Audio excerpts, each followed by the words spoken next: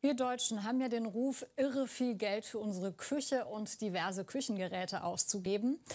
Es geht aber auch anders. Ganz simpel, nämlich Kochen am Lagerfeuer. Für Rolf Ifen gibt es nichts Schöneres. Dampfgarer, Induktionsherd, Dunstabzug ist für ihn alles Schnickschnack. Ein Feuer reicht für seinen Kochkurs Kochen mit Feuer.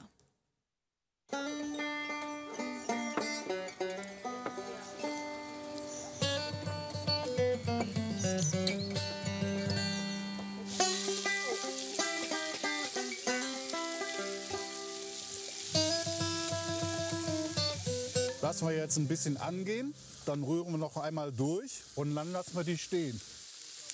Geschmorte Äpfel mit Speck und Pfannkuchen. Das ist heute die Vorspeise eines Drei-Gänge-Menüs. Kochen am offenen Feuer, das ist gar nicht so einfach. Denn die Temperatur am Feuer lässt sich ja nicht einfach so einstellen wie am Herd oder Backofen. Im richtigen Moment die richtige Menge an Glut zu haben. Darauf kommt's an. Es kann schon richtig Panik aufkommen, wenn du eben Mist gemacht hast und dir geht jetzt gerade das Feuer aus und willst aber was anbraten oder so, dann, also man hat schon alle Hände voll zu tun. Stressen lässt sich hier aber niemand. Beim Lagerfeuer-Kochkurs an einem kleinen Weiher in Ruppichteroth. Erstmal sind alle einfach nur fasziniert vom Kochen am Feuer. Ich mag gerne draußen sein und ich mag gerne am Feuer sein. Und ich mag gerne essen und ich mag gerne kochen. So, von daher ist das für mich die ideale Kombination hier. Diese Düfte und das Feuer und der Rauch.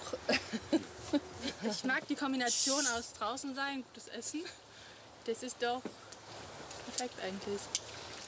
Als Hauptgang gibt's Huhn, aber nicht einfach über der Glut gegrillt, sondern gedünstet auf Heu.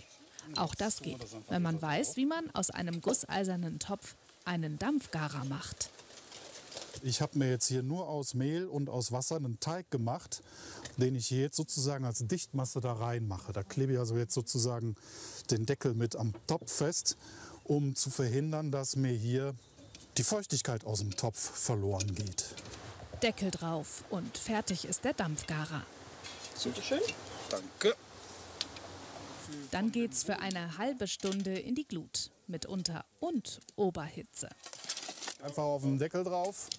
Schau mal da auch unten drunter, die ganze Glut da hinten. Alles drauf. Und auch der Nachtisch kommt ans Feuer. Kirschkuchen. Einfach den Teig in den gefetteten Topf und ab in die Glut. Jeder hier passt auf, denn je nachdem wie viel Glut da ist, kann es auch mal richtig schnell gehen und alles ist schwarz. Wir wollen, dass das noch Biss hat. Oh, das ist Granate. Gut. Dann runter mit dem Pott. Runter, Ganz schnell runter, runter, runter. Jetzt muss alles schnell gehen. Denn auch das Huhn im selbstgebauten Dampfgarer ist fertig. Oh ja, Ach, das riecht ja gut. wirklich. Oh. Es duftet nach Heu und Kräutern. Und genau so schmeckt's auch. So gut, dass plötzlich niemand mehr ans Feuer denkt. Beim Aufbau hätte man die Kirschen. Sah das lecker aus.